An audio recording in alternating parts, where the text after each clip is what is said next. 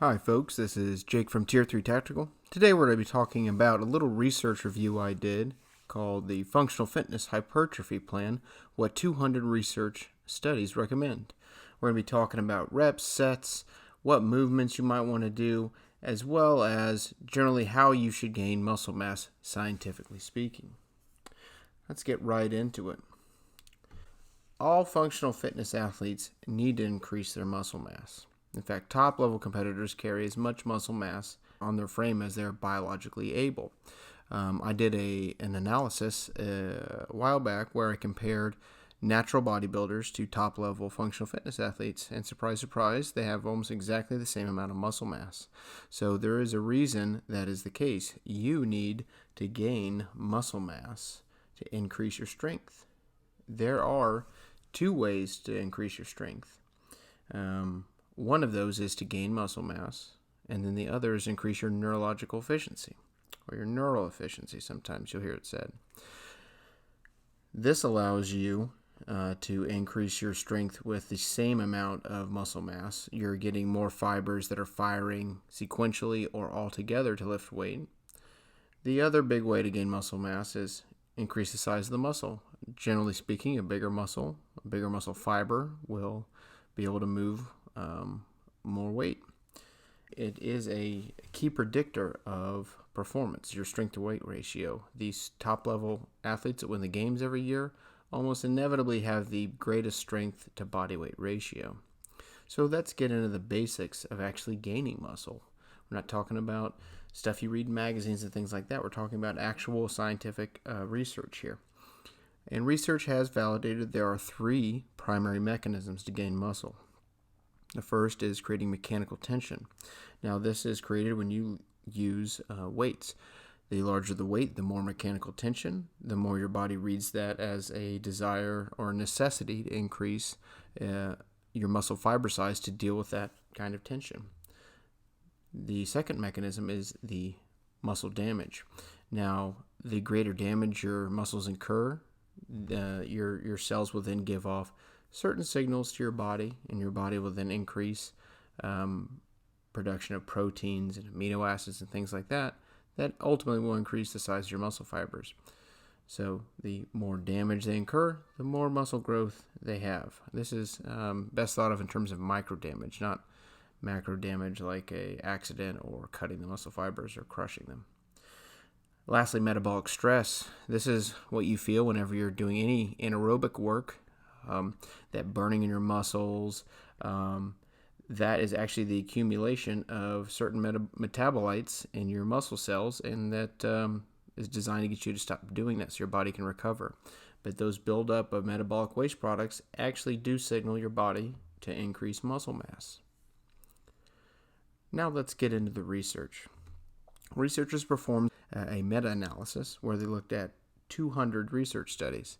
They combed through the relevant research, looking through all the databases they have available to see if they meet their criteria. Researchers here specified that the upper body and lower body muscle groups, the biceps and the quadriceps, must have been measured using either an MRI, a CT scan, or an ultrasound. And these are, as you might imagine, incredibly accurate ways to measure increases in muscle mass, much more accurate than a scale or tape or anything like that. So they did very stringent criteria to see exactly how muscle grows over time. Let's look at what they found for quadriceps growth. There are four keys we're going to talk about here. So the first is intensity relative to 1 RM. You can think of this as a squat or a leg press or just about any compound leg movement. It would probably also be the same for something like a leg extension machine or something like that, but I can't tell you that for sure. I just would assume that would be the case. They found that the ideal training intensity relative to 1 RM is 66 to 73% of the 1 RM weight. Next, they look at the average daily increase. They found that the muscle cross-sectional area increased on average of 0.12%. That again is per day. And weekly frequency, they found ideally trainees increased their muscle mass the most training quadriceps or lower body musculature twice per week. And lastly, reps per session. They found that 40 to 60 reps per session was ideal. Any more, there really wasn't any benefit. Any less, again, you're getting less than optimal gains. Now let's move on to our upper body, our biceps growth. And this isn't just applicable to just biceps. It's going to be broadly applicable to any muscle group in the upper body, with maybe some small variations. But they found that intensity relative to 1RM was 72%, again, slightly higher than we saw for lower body. The average daily increase was higher at 0.2% per day.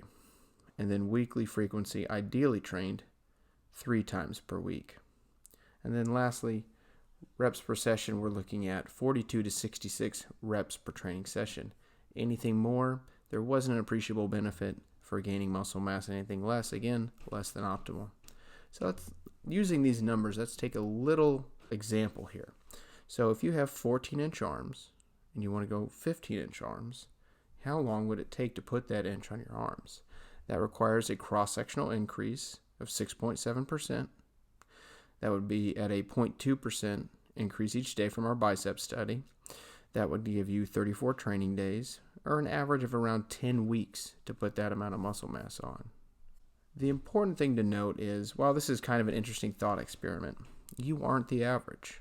Remember, this is 200 studies with thousands of research participants. Some trainees reported almost no gains regardless of the type of program they underwent. Some reported 30% faster than the average. You aren't the average, so your results will vary. I always recommend to my trainees that they go in with a mindset that they're going to beat the average and not just beat it, crush it. Having a positive mindset and having an expectation of success will definitely influence you to do your best.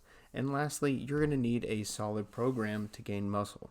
And here we can see that I have put a little card in for my 12-week muscular growth program for functional fitness athletes.